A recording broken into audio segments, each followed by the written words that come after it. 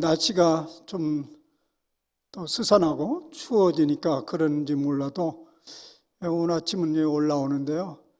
블루 선데이구나 이런 느낌이 들더라고요. 슬픈 주일 같은 느낌이 들어요. 모두 다 움츠려 있고 예배 무슨 소리만 들려도 무슨 숫자가 높아만 가도 두려워하는 이 시대 속에 우리가 지금 살아가고 있는 것을 보면서 참 슬픈 시절을 보내는 것 같은 느낌이 드는데요. 그런데 또 말씀을 보면요, 그렇게 볼 이유도 없다는 생각이 또 듭니다.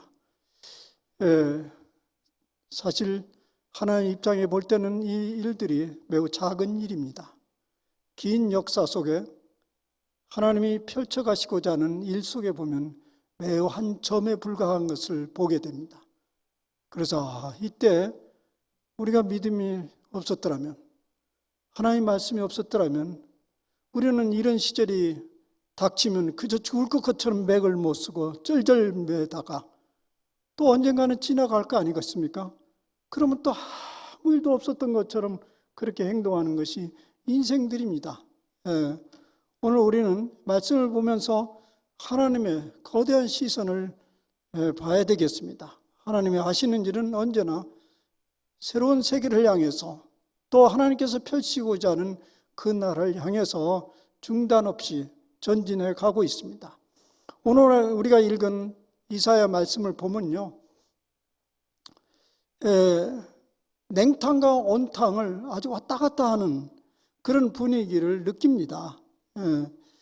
무엇이 하나님의 진실인지 모를 만큼 우리를 혼란스럽게 하는 것이 이사야 말씀인데요.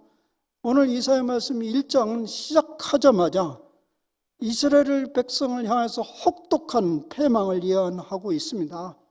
매우 어둡고 두려운 심판의 이야기로 이사야는 시작됩니다. 슬프다 범죄한 나라요, 허물진 백성이요, 행악의 종자요, 행위가 부패한 자식이로다. 그들이 여호와를 버리며 이스라엘의 거룩하신 일을 만홀히 여겨 멀리하고 물러갔도다. 신실하던 성읍 예루살렘이 어찌하여 창기가 되었는고, 정의가 거기에 충만하였고 공의가 그 가운데 거하였더니 이제는 살인자들 뿐이니라. 그러면서 이제는 하나님의 사정없는 채찍이 휘둘러질 거라는 그 예언이 1장에 꽉 들어차 있습니다.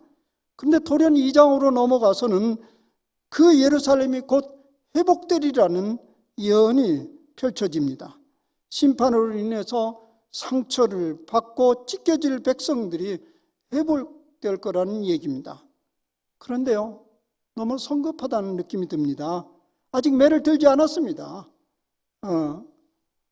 그들이 그 매의 맛을 못 봤습니다. 그런데 벌써 용서와 회복을 말하다니요, 너무나 성급하지 않습니까? 그런데 이것은 이사야의 자의적인 생각이었을까요? 이사야 본문 2장 1절에는 이렇게 말하고 있습니다. 이사야가 받은 바 유다와 예루살렘에 관한 말씀이라. 이사야가 받은 말씀이라는 얘기예요. 자의적인 말씀이 아니에요. 이사야는 이 하나님의 메시지를 들으면서 스스로는 납득이 안 갔을지 모릅니다. 이게 무슨 일이 벌어지는가? 그러나 이사야는 그대로 선포를 하는 것입니다. 성급하다고 느껴질 만큼 상방된 두 메시지가 오늘 우리에게 당도하고 있습니다. 어떻게 이해해야 되나요? 우리는 이것을 하나님의 성품으로 이해해야 됩니다. 공의를 간과할 수 없으면서도 동시에 사랑과 자비도 포기할 수 없는 하나님의 이중적인 성품을 보게 됩니다. 이런 측면에서 볼 때 인생들을 향한 하나님의 징계나 징벌은 혹독한 고통을 주어서 결국 멸망에 빠뜨리려는데 그 목적이 있는 것이 아니고 오히려 그런 기회를 통해서 자기 백성들을 새 사람, 새 백성으로 만들어 가고자 하는데 그 목적이 있었던 것입니다. 그렇기에 심판과 징벌과 동시에 회복을 준비하는 것은 하나님의 당연한 조치입니다.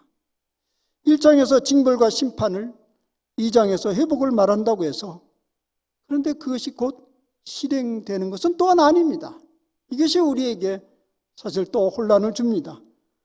이사야 선지자는 그 회복이 올 건데 그 회복의 때가 언제이냐면 말일에 있을 것이라는 거예요. 말일에. 이 말일에는 그 말일이 언제를 말하는 것입니까? 문자 그대로는 그냥 마지막 때입니다. 그러면 이 말을 그대로 받아들이면 모든 것이 끝장난 그 후의 얘기입니까? 그런데요, 선지자들이 이 예언의 메시지를 전하는 목적은요, 그 하나님의 마음도 그렇고 선지자의 마음도 그렇고 왜 이 예언의 메시지를 전하느냐 하면 지금 굉장한 고통 가운데 있는 그들에게, 물론 그들이 자신들의 죄 때문에 당하는 일입니다. 그럼에도 불구하고 그 시련의 뜰을 희망 가운데 겪어내도록 하기 위해서 이 메시지를 전한 것입니다. 그런데 이 말일에 모든 것이 다 끝장나고 파장이 된 후에 그런 일이 일어난다면 이것이 무슨 희망의 메시지가 되겠습니까? 차라리 이런 메시지는 이제 기다릴 것도 없다, 포기하고 그냥 살라, 이런 메시지 외에는 별로 의미가 없잖아요. 이 말이라는 말이 그래서 대단히 중요합니다. 기독교 신앙에서 굉장히 중요한 주제 중에 하나가 종말론입니다. 이 종말론. 이 종말론을 어떻게 풀어가냐에 따라서 우리 신앙 형태가 바뀌어집니다. 전혀 종말의 의식이 없는 사람들, 그런 사람의 신앙생활도 달라질 수 있습니다. 또 어떤 극한적인 종말론 사상을 가진 사람의 신앙도 또 아주 극을 달리게 되겠죠. 그래서 이 종말의 신앙을 어떻게 가지고 있느냐에 따라서 우리의 신앙 인격이 달라질 수 있습니다. 여기 종말이라는 것은 완전히 끝장난 그 후에 어떤 것을 말하는 것이 아닙니다. 예측할 수는 없습니다. 그러나 어느 때 반드시 올 수 있는 때입니다. 그때가 이사야는 몰랐지만 우리는 알고 있습니다. 메시아가 오시는 그때였습니다. 이 메시아의 때를 일컬어서 말일로 잡는 이유는 이렇습니다.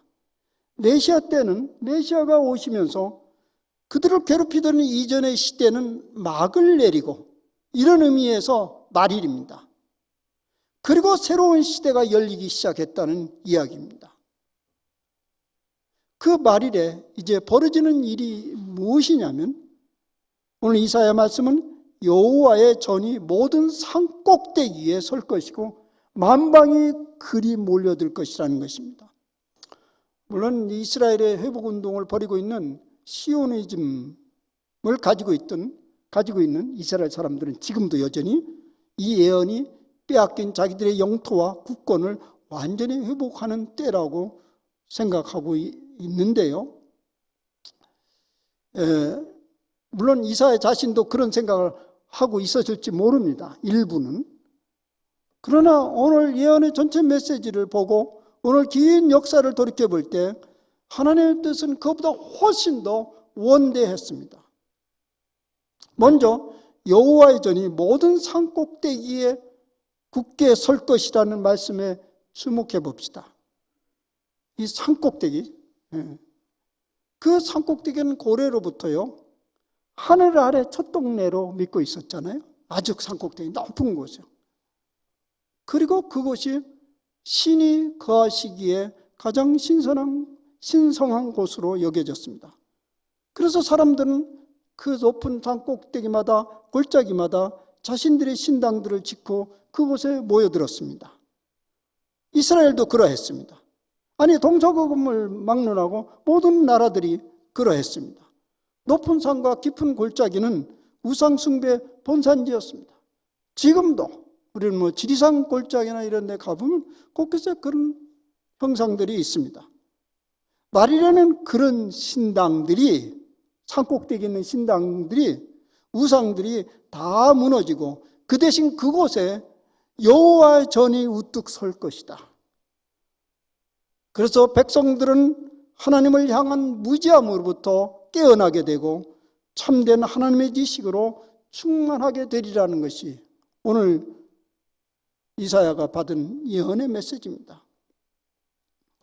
여기에 말일에 그 우뚝 솟은 여호와전으로 사람들이 모여들 것이다. 이런 그 모여든다는 말은 사실 이것이 사람들의 이게 궁극적으로 이 세상을 통일시키고자 하는 열망으로부터 나오는 그런 소리인데요. 제가 언젠가 지리산에 청학동에 간 적이 있는데 그 도사가 날 지나가면 그걸 지나가는데 부르더라고요. 좀 얘기 좀 하자고. 왜 나를 부르나? 하여튼 난 뽑혔어요. 그래서 가서 앉아있더니 직업이 뭐 하는 사람이냐? 내가 정직하게 했어. 나 목사라. 내가 알아봤지요. 그러면서 얘기는 뭐 여러 가지 얘기, 1시간이나 얘기를 하는데 앞으로 말일에 온 세계 사람이 청학동으로 몰려온다는 거예요. 그 생각이 나네요. 왜 그런지 이유를 알고 싶으면요, 모세콜로 조용히 찾아오세요. 그분에게 그걸 말해주겠지만 여기서 말할 일은 아니고요. 여기에 그 비슷한 이미지가 있어요.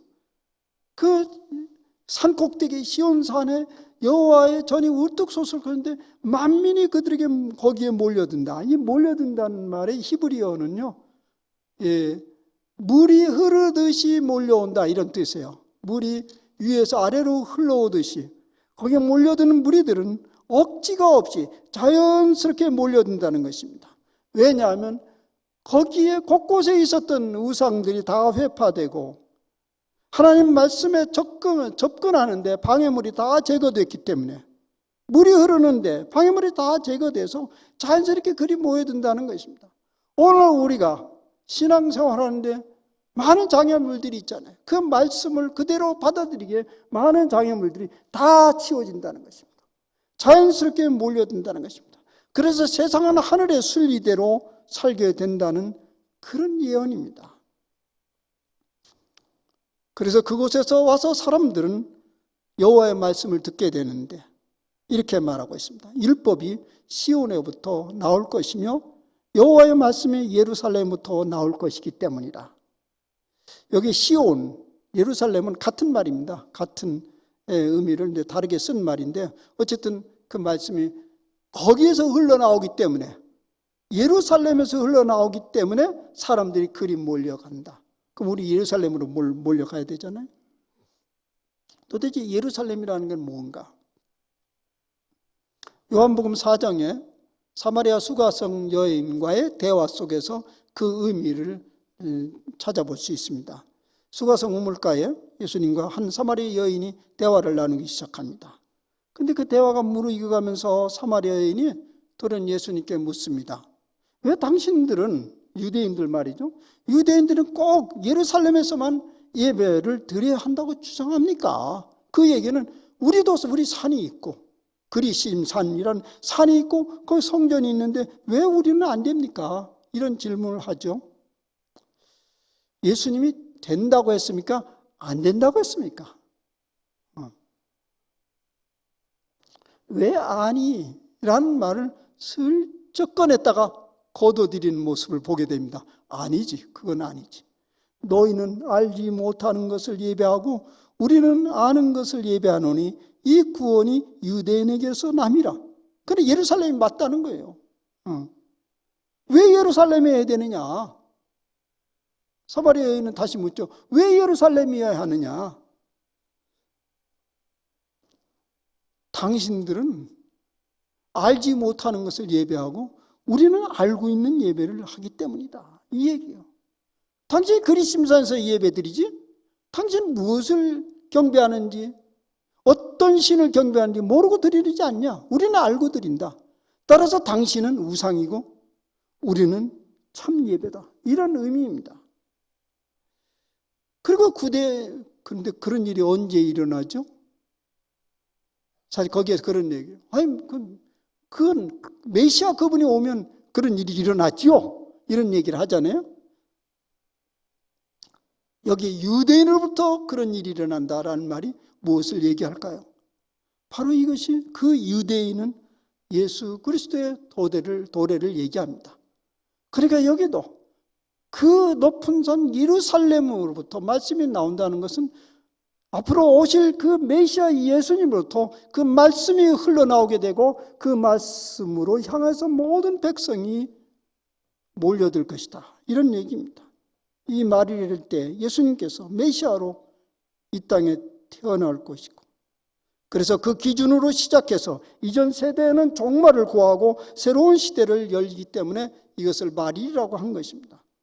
인생들을 무지의 골짜기로 몰아넣었던 율법의 시대는 막을 내리고 이제 하나님이 누구인지를 제대로 알고 믿는 복음의 시대가 열립니다.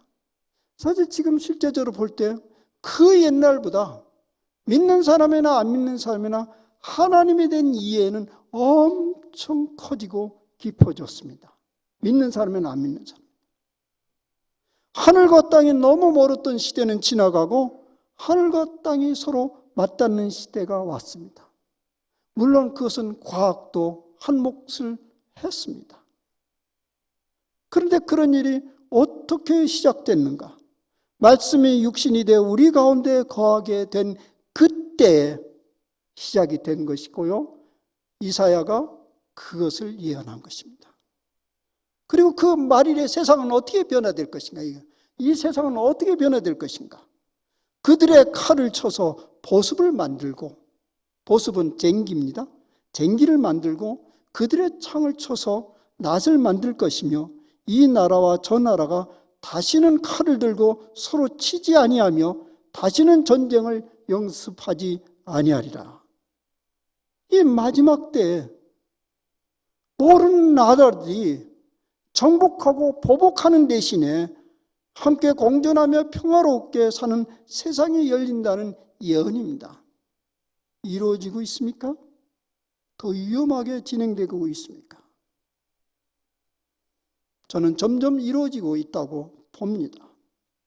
전쟁의 도구가 농기구로 바뀌는 세상입니다. 이것을 오늘의 용어로 말하자면 평화롭게 경제 공동체가 열리기 시작한다는 말입니다. 전쟁을 왜 합니까? 전쟁은 경제 문제예요. 더 빼앗아 더 풍요롭게 살려고 하는데, 이 경제 공동체가 온전하게 이루어지면서 세상은 점점 평화롭게 열려져 갈 것입니다. 이미 그런 운동들이 여기저기에서 일어나고 있습니다. 물론 거기에 그런 운동은 어두운 그림자가 없지 않지만은 희망적 측면이 더 많습니다. 경제적 이유 때문에 끊임없이 조종을 하면서 전쟁을 피하는 노력을 합니다. 예를 들면 유럽연합이 그렇지 않아요? 지금 EU라고 되어 있는데요, 그 작은 유럽 대륙에 그 얼마나 많은 나라들이 옹기종기 붙으면서 긴 역사 동안 전쟁을 해왔습니까? 그런데 유럽연합을 이뤘는데요, 지금 EU라고 얘기하지만은 사실 이전에는 유럽 경제 공동체였습니다. ECC, European Economic Community. 그것이 출발이 됐던 경제 공동체가. 그리고 오늘에 이르러서는 전 세계가 활발하게 FTA 공동체를 만들어가고 있습니다. 사실 이런 일을 어떻게 봅니까? 저는 말씀에서 찾아보고자 합니다. 이미 이런 일들은 처음 있었던 일이 아니죠. 초기 사도행전 교회에서 이런 경제 공동체가 일어나기 시작했습니다. 어떻게 해요? 말일에 오신 예수 그리스도를 주님으로 맞이하면서 그런 운동이 시작된 겁니다. 그것이 국가적으로 이어져 가지 않았지만 곳곳에 공동체들이, 수동 공동체들이 함께 더불어 살아가는 것들이 이 지구상에 계속 일어나고 점점 국가적 단위로 옮겨져 가고 있습니다. 예수님이 세상에 오시면서 세상은 점점 이렇게 변화되어져 왔습니다. 세상을 지배하는 주체가 힘 있는 세상 군주나 어떤 특정한 지배계급이 아니라는 것을 이제 세상 사람들은 다 알고 있었습니다. 세상 사람들이 다 알고 있지 못하는 사실은요, 통치자가 예수 그리스도라는 사실입니다. 예수님을 주님으로 받아들이는 세상에서 하늘나라와 같은 공동체가 된다는 것을 여기저기에서 보여주고 있습니다. 바로 이것이 구원받는 현장입니다. 우리는 계속적으로 그것을 꿈꾸고 있습니다. 정의로운 세상의 지배자들도 모든 인류가 함께 먹고 마시면서 사람다운 권리를 누려야 한다는 것을 다 알고 있습니다. 우리만 패권국가가 되어야 된다, 그런 생각은 속으로는 하고 있을지 몰라도 겉으로 하는 나라는 아무도 없습니다. 최근에 중국의 외교부장이 와서도 그런 얘기를 했습니다. 우리가 패권국가가 되려고 하는 것이 아니다, 함께 더불어 살려고 한다는 것이다.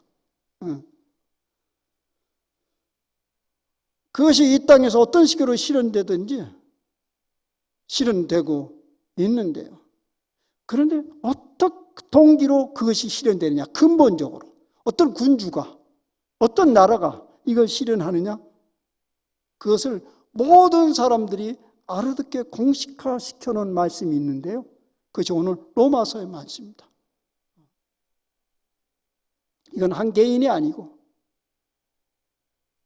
국가의 일이고 세계적 공동체의 우주적인 일로 저는 바라보고 싶습니다. 그 공식을 만들었어요. 어떻게 일어나요? 간단한 공식이요. 만일 내 입으로 예수를 주로 시인하며 내 마음에 믿으면 구원을 얻으리라. 왜 예수님을 주님으로 시인해야 됩니까? 주님, Lord. 왜 주님으로 시인해야 하나요? 왜 그분이 우리 주님이십니까? 그 답을 하기 전에 이런 질문을 한번 던져볼까요? 왜 하나님 아들, 하나님이 이 땅에 오셨나요? 그냥 세상 한번 시찰하러 쓱 들러리 하러 나오셨습니까? 만물을 회복시키고 온전케 하기 위함이었습니다. 그래서 이 세상이 온전히 회복되어서 하나님이 받으시기에 합당한 그 세상으로 돌려놓기 위해서 예수님이 이 땅에 오셨습니다. 그 중에서 가장 시급한 일이 인간의 문제였습니다. 왜냐하면요, 이 만물을 부패하게 하는 것이 인간이기 때문에 그렇습니다. 이사야서가 그렇게 말하고 있습니다. 만물보다 거짓되고 심히 부패한 것이 인간의 마음이라. 그런 인간을 하나님이 받으시기에 합당한 모습으로 돌려놓고 재창조하기 위해서 예수 그리스도께서 이 땅에 오셨습니다. 예수님이 어떻게 그런 일을 했다는 말이냐? 그것은 이렇습니다. 하나님이 그분이 이 세상에 오셔서 육체를 취하셨습니다. 그 일로부터 세상은 변화되기 시작했습니다. 하나님이, 하늘의 존재가 이 땅에 육체를 취하셨어.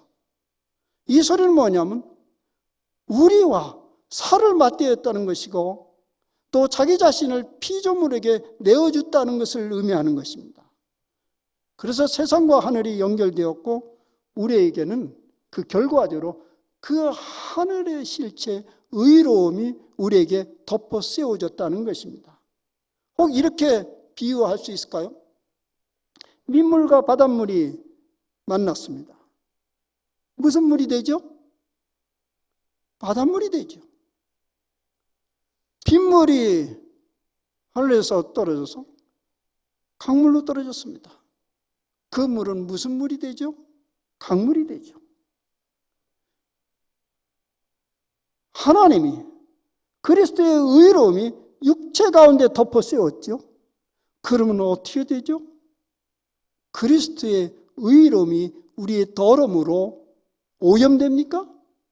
아니면 그리스도의 의로움이 우리의 더러움을 덮어 씌웁니까? 그래서 우리는 예수 그리스도를 말미암아 의롭게 되었다고 하는 것입니다. 그리고 결정적으로 예수 그리스도가 십자가의 희생제물이 되면서 그 내어짐의 사건이 완성되었습니다. 모든 사람들에게 공포되었습니다. 아, 하나님이 그러기 위해서 이 땅에 오셨구나. 그리고 이어서 더 분명해진 것은 그 죽으신 예수님을 하나님께서 다시 살리심으로 말미암아 그 희생 제물이 맞다, 옳다, 그것을 인정을 받은 것입니다. 이런 일련의 사건들을 통해서 이 세상은 엄청나게 달라지기 시작했고 우리 인생들의 모습도 완전히 달라지기 시작했습니다. 사도 바울이 이런 진리를 막 곳곳에 선포했던 거죠. 사도 바울은 그것에 대해서 깊은 깨우침과 감격이 있었던 거죠. 마구 그것을 선포했습니다. 사람들은 빈정거렸습니다. 참 무식한 소리구나. 말도 안 되는 소리다. 논리도 안 맞고 사상의 깊이도 없고 심지어는 유치하기까지 한 저런 가르침을 저렇게 부끄러움도 없이 마구 떠버려도 된다는 그런 빈정거림을 받았지요. 우리가 잘 아는 대로 사도 바울은 높은 식견과 지식인입니다. 지식을 갖춘 그런 사람입니다. 그래서 바울도 그에 대해서 무엇인가 반응을 해야 했겠죠. 그래서 그 바울의 반응이 나옵니다. 똑똑한 고린도 교회들을 향한 반응입니다.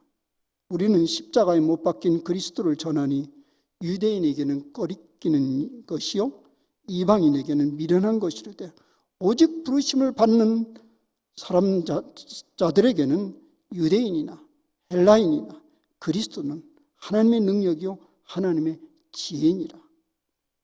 미련하든지 유치하든지 그 진리를 믿는 사람들은 예수 그리스도로 말미암아 하나님이 인정해 주시는 그 의로움에 도달한다는 것입니다. 그리고 그것을 받아들이는 사람들은 자연스럽게 우리 집에서 Oh Lord, my God, 나의 주님, 나의 하나님이라고 고백할 수밖에 없다는 것입니다.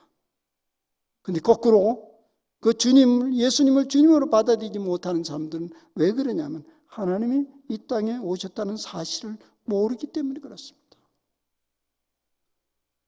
이런 일련의 믿음의 공식을 사도 바울은 간단명료하게 이렇게 정리해 놓은 것이죠. 사람이 마음으로 믿어 의에 이르고 입으로 시인하여 구원에 이르느니라. 이 말은 이런 의미인가요? 마음으로만 믿으면 안 되고 입으로도 시인해야 구원 요건이 성립된다, 이런 의미일까요? 물론 그런 의미는 아닙니다. 그런데요, 마음으로 믿지 않는 것을 입으로 시인할 수도 있나요? 그럴 수도 있죠. 그런 사람이 있어. 근데 그건 거짓말쟁이죠. 마음으로 믿는다는 것과 입으로 시인한다는 말은 동일한 의미이죠. 그런 마음으로, 근데 만약 그래 동일한 의미라면 그냥 이렇게 얘기하면 되지 않았겠습니까? 마음으로 믿는 사람도 구원을 얻을 것이요 입으로 시인한 사람도 마찬가지이다, 이렇게 얘기하면 될 텐데, 마음으로 믿고 입으로 시인해야 하는 것처럼 이렇게 한 쌍의 공식을 만들어 놓은 이유는 무엇일까요? 당시 로마 제국 땅에 살고 있는 그리스도인들의 사정이 그렇게 간단하지 않았습니다. 너무 복잡했다는 사실을 반증하는 얘기입니다. 오늘 우리가 사는 생각과 크게 다르지 않습니다. 뭐가 그렇게 복잡했다는 말이냐?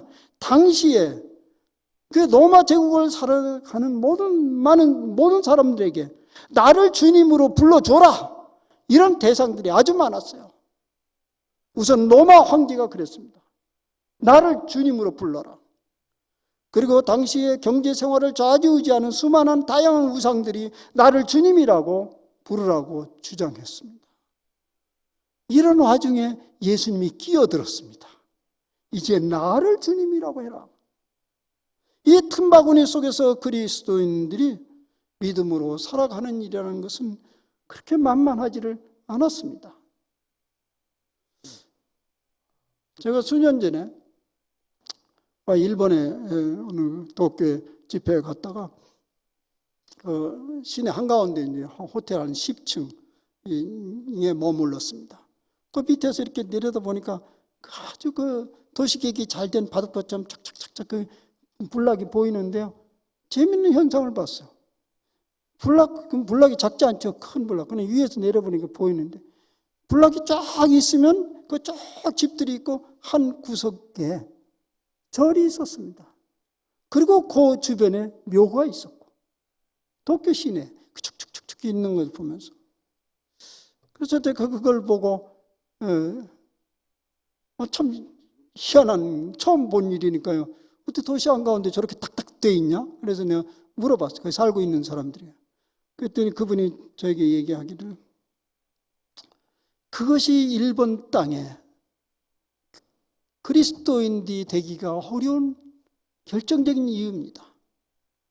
왜냐하면 그들은 그 안에 속해 있어야만이 대대로 거기서 그 공동체 일원으로서 잘 살아가는데, 만약 예수님을 주님으로 고백하는 순간 거기서 이렇게 인위적으로 쫓아내지는 않지만 도저히 거기에 붙어서 살아갈 수 없는 나그네가 되고 만다는 겁니다. 두 주님은 인정되지 않는다는 사실입니다. 오늘 현대에도 일어나는 것이 바로 로마 고대 시대는 안 일어났겠습니까? 우리가 잘 아는 대로 예나 지금이나 그리스도인이 항상 교회 안에서만 살지 않잖아요. 우리 이런 분위기에서 살지 않잖아요. 대부분의 우리들은 세상에 나가고 거기에서는 여기저기서 나를 주님으로 불러달라는 주체들이 많습니다. 이러한 처지에서 마음으로 주님이라 믿을 뿐만 아니라 공개적으로 그분은 나의 주님이라고 드러내는 것은 여건 어려운 일이 아닙니다.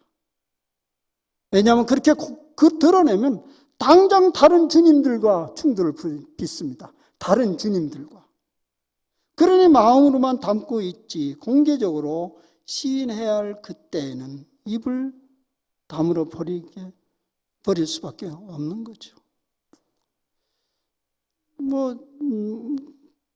저는 좀 상황이 달라서 많이 그런 일이 없지만은 가끔 그런 일들이 벌어져요. 병원에 갔는데 체크를 해요. 저는 또 호흡기 문제로 가니까 이제 체크를 하면 또 코로나 또 받으라면 어떻게 돼요? 거기만 계속 왔다 갔다 하라고. 근데 거기 딱 표가 나와요. 지난주 교회 갔다 왔습니까? 내가 그때 나 목사요 이렇게 하려고 하다가 갔다 왔어요. 요새 회사에서는 그런다더죠? 교회 갔다 오지 말라고? 젊은 사람들이 그런 여러 가지 사정 고려할 수 있지만 비근한 예로 그렇다는 거죠. 그분을 공개적으로 주님이라고 고백하며 시인하면서 살아가기가 어려운 세상에 살고 있습니다. 그래서 어물쩍 넘어가야 되는 거죠. 그러면 어떻습니까? 마음으로 믿으면 되죠. 되죠. 근데 문제가 일어납니다. 문제가 뭐냐면 다른 주님으로부터 많은 시험과 유혹에 직면하게 됩니다. 그들이 주님이라고 부르는 그런 방식으로 우리를 끌어들이죠. 그런 일이 반복되면서 우리는 주님이라고 부르는 예수님과 또 다른 주님이 섞여져서 우리가 보고자 하는 주님이 다스리는 세상을 못 보게 되는 거죠. 그저 교회에서 얘기하는 얘기들, 성경의 얘기는 그저 그 기독교 안에서 하는 얘기지 더 이상 진전이 되지 않는 거죠. 다른 여러 주님들과 어깨를 겨루면서 사는 그 현장에서 구원을 맛볼 수 없다는 얘기예요. 그래서 마음으로 믿어 의에 이르고 입으로 시인하여 구원에 이르니라라는 공식에 이른 것이죠.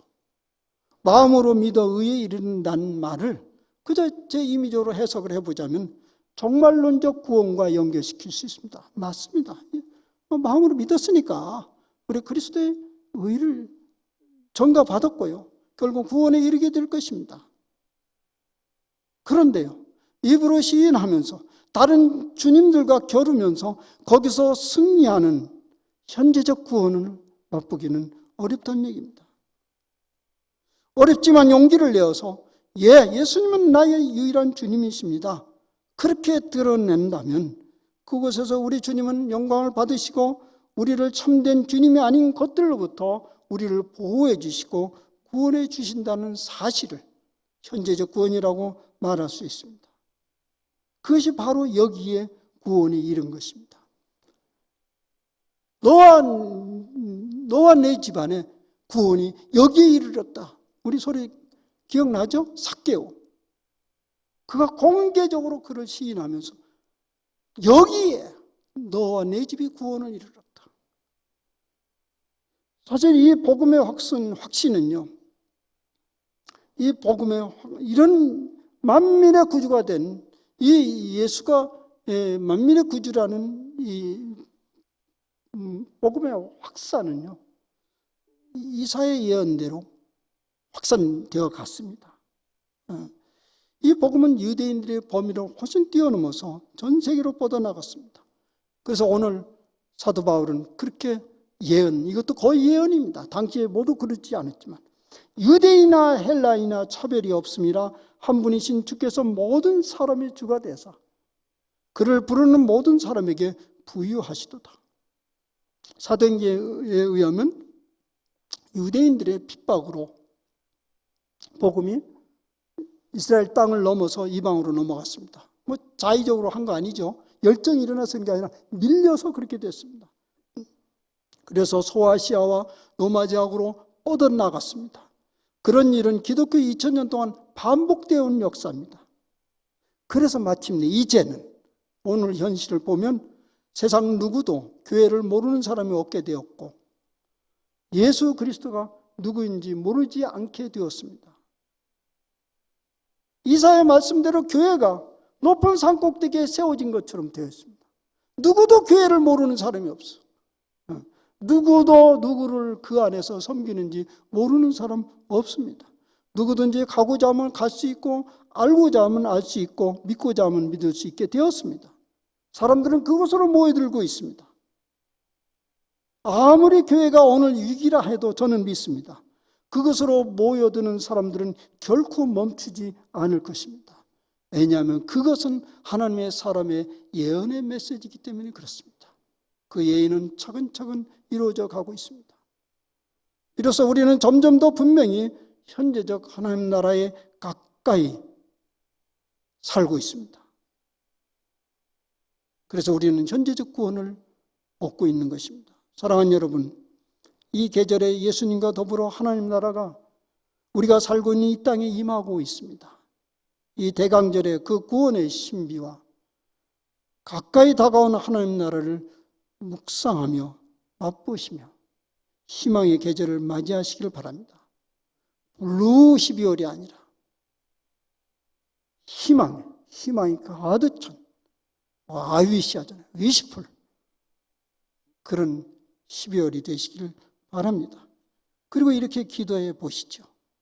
모든 만민이 주님 앞으로 몰려와 마침내 온 세계가 주님이 이루시고자 하는 그 하나님의 평화의 나라가 이루어지게 하옵소서. 기도합시다.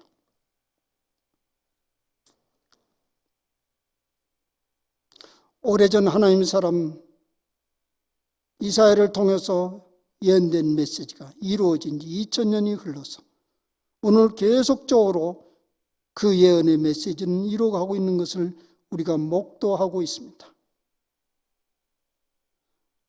우리 주 예수님을 주님으로 믿고 시인하는 모든 사람들에게 그런 현실이 지금 펼쳐지고 있는 것을 보게 됩니다. 주님, 아무리 시대가 우리가 어렵게 느껴지고 위기적인 상황처럼 느껴질지라도 그 예언의 메시지는 명백히 이루어져 가고 있습니다. 모든 사람들이 몰려오고 있습니다. 반드시 하나님 나라는 이루어질 것이고 완성되어질 것입니다. 저희들에게 오늘 그런 희망의 메시지를 들려주셔서 감사합니다. 우리 입을 통해서 이 희망의 메시지, 우리의 행동을 통해서 이 희망의 행동이 한 주간 동안 흘러나가게 하옵소서. 그래서 매우 우울한 이 시대에 새로운 희망을 전해주는 씨앗으로 저희들을 사용하여 주옵소서. 예수님의 이름으로 기도하옵나이다. 아멘.